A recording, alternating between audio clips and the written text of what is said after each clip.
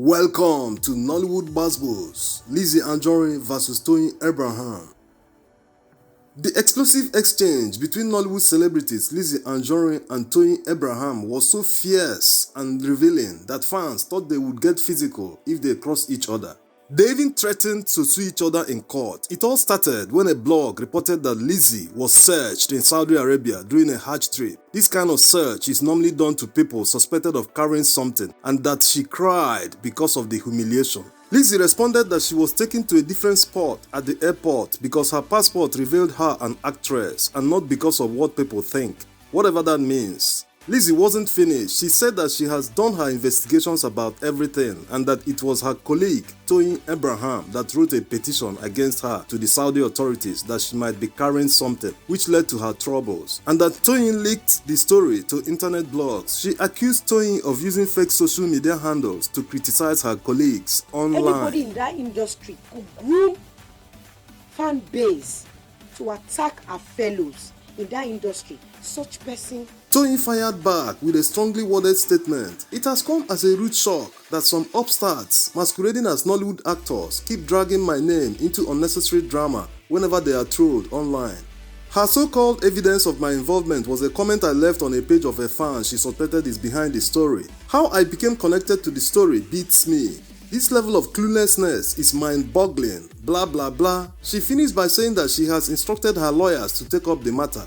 Lizzy fired back at Toyin. You are a and I'm repeating it, you are a Toyin. That she is a mere baby mama, that she is better than her, that if they are not in the same Nollywood industry, that Toyin will have to book appointments before seeing her. While Lizzy laughed off Toyin's lawyer references, she said that Toyin's father denied her before he died. She also said that Toyin was deceiving her fans, that she only received 20,000 naira, not 1 million naira. This is in reference to when Toyin received 1 million naira from her fans when she celebrated her 35th birthday. On behalf of the Titans, home and abroad, 1 million! 1 million! 1 million naira! We love you that much. Jeez. We love you that much. Yes. So you Titans. World Bank. World Bank, yes. Then, World Best Gang. then this is our logo. Wow. 1 million. New ambassador. Toyin wasn't letting Lizzy's accusations go unanswered. She called her a and said silence is not golden.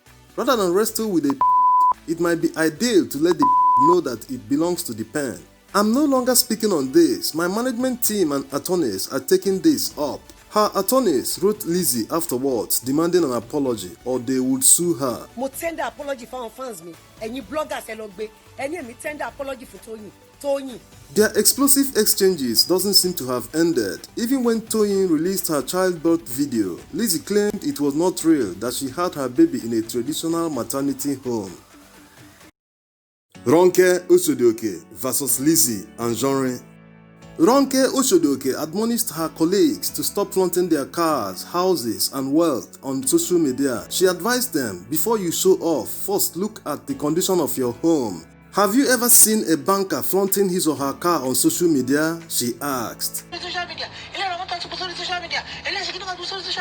It's social media our life. Although she didn't mention anyone in particular, in fact, at the time, many thought it was Messiest she was shading because Messi shared photos of her new mansion a few days earlier. Also, comic actor Iyabo showed off his new Mercedes-Benz in the same period. It was Lizzy who took serious offense and came out raging at Ronke. I slept in an uncompleted building for good 18 years. I was the only child of my mother. And she was being neglected. So if I post anything on social media, not to oppress you, I want you to get that fact. But I'm doing it to make my mother proud of me. She didn't stop there. She called Ronke an old who has turned to a motivational speaker on issues of the successful younger ones. Raging further, she wondered why Ronke did not call the Nollywood celebrities on phone to privately give them advice instead of ranting online.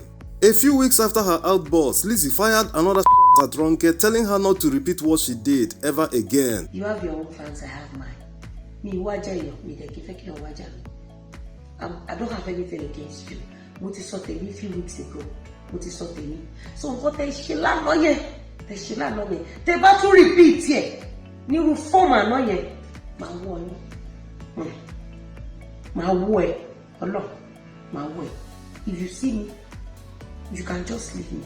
Lizzy attended a party where Ronke talked about how she was called a which was a reference to Lizzy's outburst. Lizzy said she felt harassed at the party when Ronke said that. Ronke replied that she and Lizzy are not mates, and regarding MCs begging for money, that it is perfectly normal and that she will continue to do that. Both local MC, both international MC, both anybody who sent it directly or indirectly.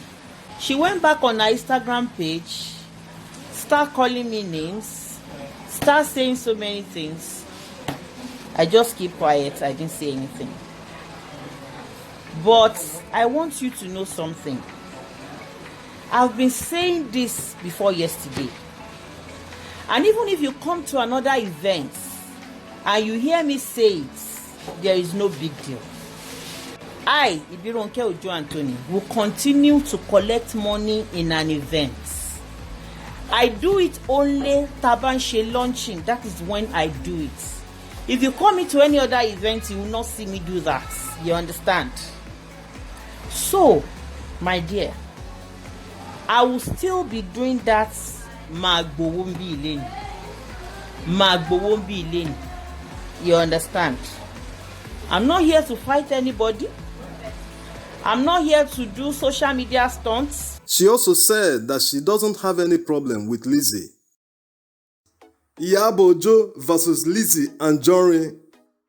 The rivalry between Nollywood celebrities Iyabo and Lizzy Anjorin left many in the industry confused about the cause. It was even rumored that they physically fought each other at a media house. At the time, one of the prominent rumors about their rivalry was that they were dating the same man in Lekki, which Lizzy later debunked in an interview, saying, "No man is causing any problem between us. I cannot date the kind of man she dates. I date responsible men, blah blah blah." Their rivalry started when Iyabo insisted that Lizzy must address her as auntie, because according to her, in Yoruba culture, one cannot call her senior by her name, even if they are siblings. That she is senior to Lizzy by age and also entered the Nollywood industry before her. Iyabo had granted a TV interview where she blasted Lizzy, calling her a cultist, that she was involved in cult activities while in school.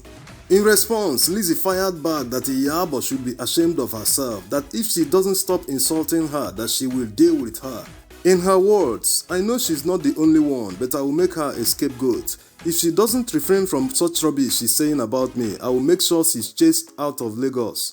I'm better than Iyabo 10,000 times. She said I opened a Paraga shop in Abulegba. Paraga, for those who don't know, Paraga is a local slang for hot drinks. Lizzy went on, calling Iyabo stupid and that she is not sorry for saying it. She insisted that while in school, she was an activist, not a cultist. And it was Iyabo who first insulted her and she has retaliated in a bigger way. That Iyabo has been telling people that she is begging for her friendship. Who is she? She concluded by saying that she will deal with her squarely. Before their interviews went on television, they had engaged each other in fiery insults on the pages of newspapers. Looking back at their public show of shame, these Nollywood divas would be having a good laugh because they have since reconciled. According to Iyabo, who made the first move for peace, she said that she saw on the internet that they were attacking each other spiritually, that their rivalry has reached another dimension. This pushed her to have a rethink, that she didn't think that the situation has degenerated to that level. During their 3 years part, blogs and software magazines had a field day on news about them. Iyabo finally called Lizzy and made peace with her. She explained to her that she doesn't hate or think bad about her. Lizzy also responded positively, saying that their enemies have been shamed.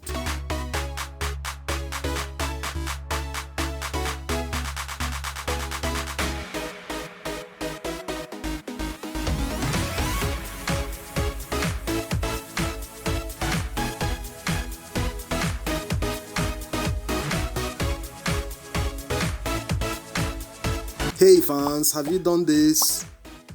Thanks for watching.